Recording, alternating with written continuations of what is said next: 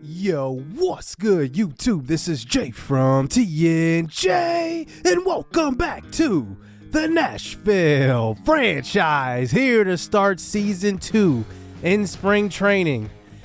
We have the country music here for Season number 2 in the background. I hope you enjoy it. Not really a big country music fan, but we're in Nashville, so we have to turn it up here. Now, going into Season number 2, I had a lot of things to do in the offseason, including getting you guys involved in this series. On the screen right now are the renamed team draft picks from Season 1, so you can just see a couple of them here, including second round pick Troy Quincy. He is going to be the guy that is most MLB ready out of everybody. Our first round pick, though, Steve Brennan, will remain the same. In the offseason, if you remember, we showed that we had 3 prospects already renamed, 3 draftees, I should say, and it was the top 3 draft picks of the 2022 MLB draft in real life. That is Jamar Johnson, Drew Jones, and I don't know why I can't think of the other name. It's so funny, but going into this season, I am going to rename all of the other draft picks of all the other teams. Elijah Green, I don't know why that slipped my mind, but we are going to rename all of the other draft picks across the MLB in the first round. So these are all your guys' submissions. Now, one thing I did do is I did doctor the ratings to adhere to what you guys said you want your strengths to be, but I did not edit the potential rating. So the potential remains the same. Whatever you were drafted at, your potential is still there. So if you were at A potential, you're still an A potential. If you were a D potential first round pick, you're still a D potential. If you're a C, you're still a C. Did not modify that, but everything else I modified, including, likeness. So if you said you were Mexican American, I made sure that the face looks at least a little bit like it is supposed to be. And then if you were obviously white or black or whatever the case may be, I made sure to include facial hair and everything to give everybody like their own likeness. This was a lot of fun. It was a ton of work though, but I am glad to get you guys in here. Now, there are a couple of you guys that are close to being at the MLB level. If you look at the depth chart at each position, at each team you are on, for example, for the Cardinals, I know there was one of our prospects that's backing up Harrison Bader. If something happens to Bader, next man up, the best center fielder is one of you guys. So I'm going to pay attention to you guys throughout this series now and give you guys updates on which prospects are doing the best. And I can't keep up with everybody, but obviously, keeping up with you guys. This is why I love doing this, getting you guys involved in the series. And now we hop into Nashville themselves. Now, we had a couple of moves in the offseason, including adding a couple of offensive weapons, including Abdul Herrera, who was an all-star last year, and adding Ryan Mountcastle, who probably those two will hit right in the middle of our lineup 3 and 4. It might end up being 2, 3, 4, or 5 between those. I don't see them dropping or going even at leadoff. Herrera could be a leadoff hitter, but I just don't see that.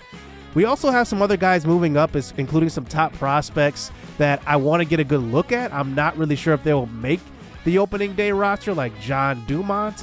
We picked up a couple of guys in the Rule 5 draft, including Monty Harrison.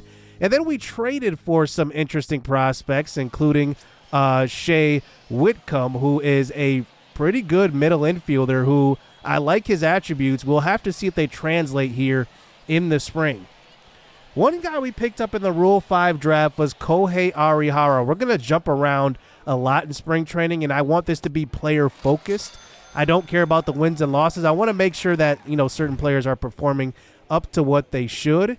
And if they're not, we have to question, are they going to make the opening day roster, or are they going to be in the minors to start the season, especially our top prospects. But first, let's check out Arihara. Now, he has a very good pitching repertoire, to be honest. I don't think his circle change is his strength, but it is one of his few off-speed pitches. But I love his fastball. It's lively, and you can just see the circle change is getting hit pretty well. I'm just testing out all of his pitches. Now, he is in his second year of his contract, so he is in a contract year at age 30. But I still want to see what I can get out of him. I can see some good things. Here's John Dumont tagging out the runner on a little flare to shortstop, and we'll get the double play. He's playing right next to Miguel Rojas, who moves over to second base. Miguel Rojas's overall actually goes up a few points after I switch his position from shortstop to second. I believe he's at 80 overall. Here is John Dumont, who is updated to our #1 prospect in our organization after winning Minor Leaguer of the Year. He gets an outside pitch and goes with it, and this one will drop for his first user hit of the spring here. We're playing our third game versus the Pittsburgh Pirates, but I'm glad to see him there. Once he gets on, he is a threat to steal. We don't steal on this pitch, but it ends up being a double play. Miguel Rojas hits into an easy double play right there. As later in the second inning, that brings up Tyson King to the plate, who is our third-ranked prospect in our organization behind Kerry Doss and John Dumont. He gets a hit to the right side. That's a single. He's got a lot of power. He had 21 home runs in Double-A. That brings up Jorge Alfaro in the third inning, who was our lone all-star last year. Now, he hit around 260. Remember, he was at 280 around the all-star break. It kind of dipped a little bit, but still hitting the ball well. But here's Rojas again, and he cannot get aboard here. That one ends the third inning. Here is Shea Whitcomb. We traded Ha-Song Kim along with Evan White to acquire the young shortstop. He is 24 years old. He's got a very good bat. He hit over 300 in the minor leagues last year. We'll see if he's ready for the show. He can play all three middle infield positions. He can play all three infield positions, third base and the middle infield positions, but we'll see where he is slotted because he is a very good fielder. Victor Robles ended the year very, very strongly. He was hitting leadoff at the end of the year. I'm not sure he's going to hit there this year. I think it depends on if John Dumont will start at the MLB level. Here he is for his third at-bat of the game. He hits this one to shortstop. Not a big hit right there to the gap, but he is lacking power. That's his one downfall. Shea Whitcomb comes back to the plate. He hits one to the left side. That one gets through. Now, Whitcomb has 64 vision, 57 contact, and 53 power versus right. Those are actually very good numbers. And to be 24 years old, those will definitely rise. And depending on how well he hits, I've seen guys go up 10-plus overall in a certain statistic, attribute, I should say. So it could happen. Victor Robles, like I said, is going to hit at the bottom of the lineup. He's hitting here at the 9 spot. He swings at a high heater right there, and he will swing and miss. We lose this one 5-0. I'm getting used to everybody's swing as well. You know, it does take a little bit to get used to everybody's stance because I think that the timing is different based on everybody's stance. So, anyway, we end up losing this game. Odubel Herrera goes 1 for 4. I'm going to enjoy hitting with him. But let's focus on the other big signing we had this offseason, Ryan Mountcastle. He comes into this game right here hitting 111, but I really want to get his bat going. And I think that he is going to be a tremendous hitter for us in the middle of that lineup. I think he's going to hit 3. But if Odubel Herrera starts to hit very, very well, I could see him hitting there. I can also see a guy like Tyson King warming up his bat. He could go to that number 3 spot in the lineup. Who knows? But right now, Mountcastle is kind of penciled in there. Here he's facing the Phillies here in spring training. I wish they made it so that, we could play different teams besides the same, 6 teams every single spring training, but I guess you can't really change that. But here he is versus the Phillies in the 8th inning facing Dominguez, and that one will be a fly out to right field. This was a 0 for 4 day for him. But we do get a hit with him versus Toronto. I wanted to just get some rhythm with him. He hits this one well off the right field wall. There is that potential I was looking for. He is 26 years old at this point, but still we have him signed until age 30. That is his prime, so we will have him signed through all of his prime years. I think Shea Whitcomb's going to be the most interesting player. He is very, very well-rounded. Nothing really sticks out as being terrible. Even the speed at 65, I would say that's not absolutely terrible. It's about average, but he can run. Here he hits one to the right side. This one will get all the way to the right field wall. It will be a double here. And if he keeps hitting the ball like this in the spring, hitting to the gap, he's going to hit at the top of the lineup. I'm definitely going to give him that shot. He's definitely in the front runner spot to make the MLB roster ahead of John Dumont. Who knows? They could make it together. But he hits the ball very, very hard. That one was a line shot to shortstop. But even those type of hits right there where it's caught, it flashes the potential. Here he's 1 for 3 in this game, and this time he goes the opposite way, a chopper. That one will bring in the runner from second, and he will make it to second with a double. A 2 for 4 day versus the Detroit Tigers. And this is the type of hitting that I want to see from our young prospects. And that one was just like picture perfect. Sometimes if I swing at a pitch out of the zone, I just want to get good wood on it, and that was exactly what I wanted.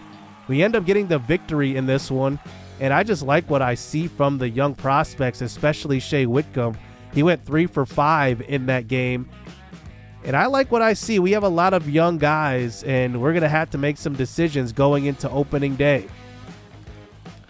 Next, we take a look at Tyson King, our number 3 prospect in our organization. He's got a big bat, 75 vision. That's the reason why I think he's going to hit at the top of the lineup. I think he's just going to be a guy that's going to hit for high average.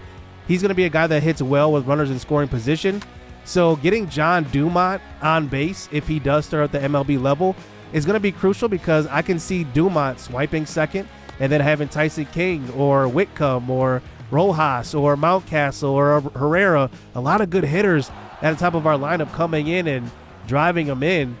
I think, if Tyson King's bat can just be consistent, he's going to be an excellent player, maybe even a perennial all-star. I think he's got that type of potential with his bat.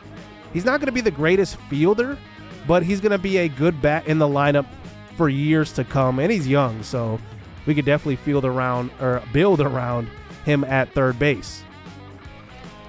But the veteran here at third base, which makes it maybe a little tough to bring Tyson King up, is Josh Fuentes. He's hitting the ball extremely well for us in this series. Now, last MLB The Show, I played with the Colorado Rockies. Fuentes did not make it through season 2. I traded him away.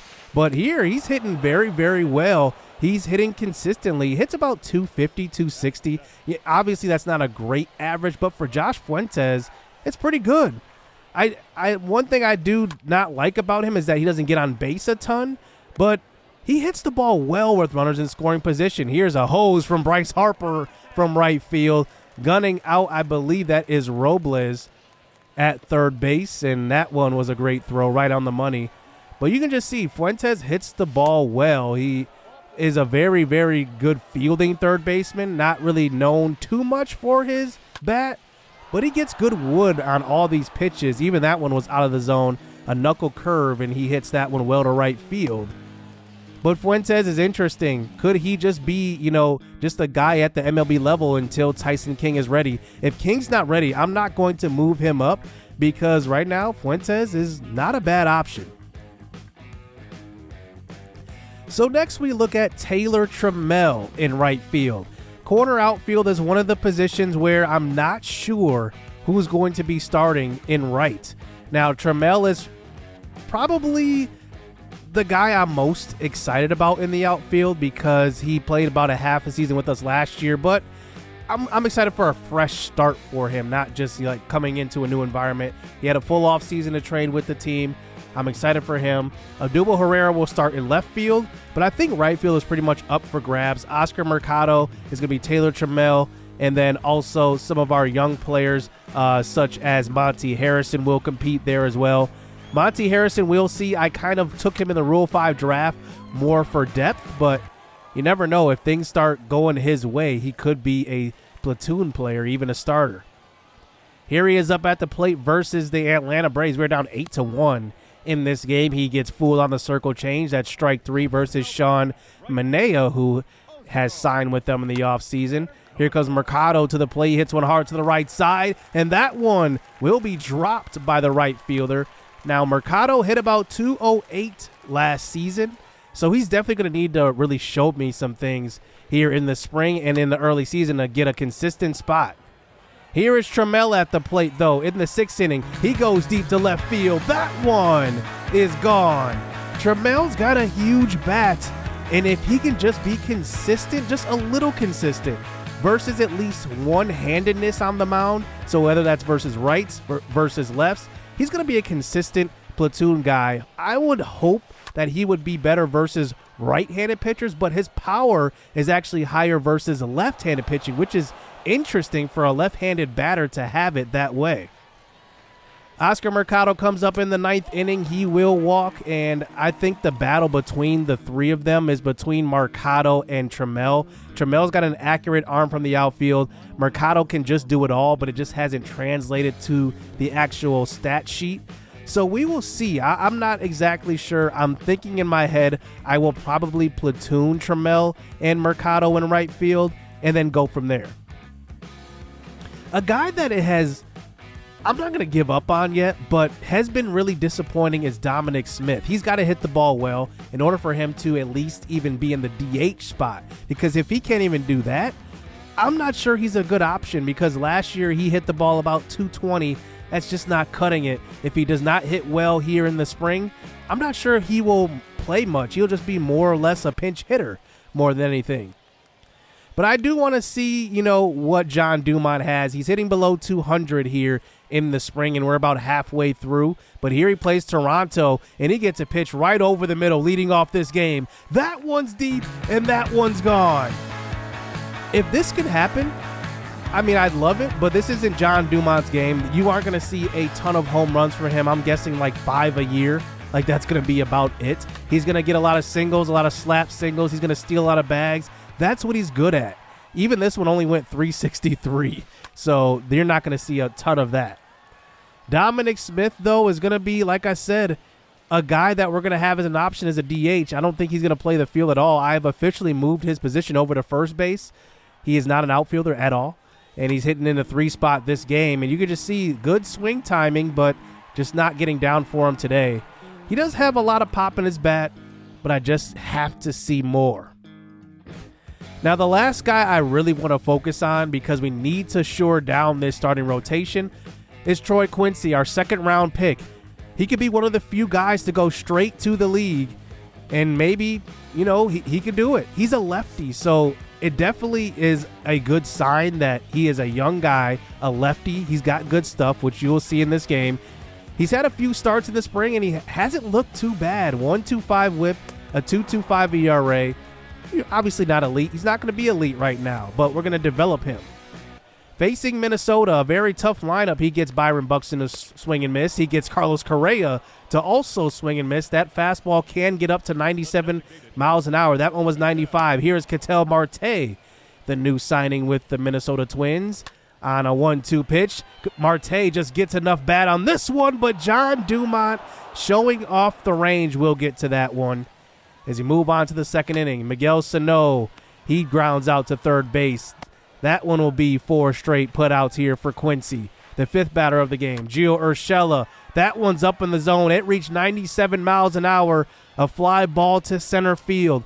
It's hard to get good wood on Troy Quincy. 2 outs here in the 2nd. This one will be a strike 3. That changeup is devastating. He is only a 3-pitch pitcher. He has a slider, a fastball, and a changeup. That is it. And it looks very, very good. Just look at the changeup. It has a lot of movement on it. That time he misses the zone. But that brings up number 3 hitter Ketel Marte. Signed a new big deal with the Twins. But a ground ball to third will get a double play. This is the type of pitcher I've been waiting on.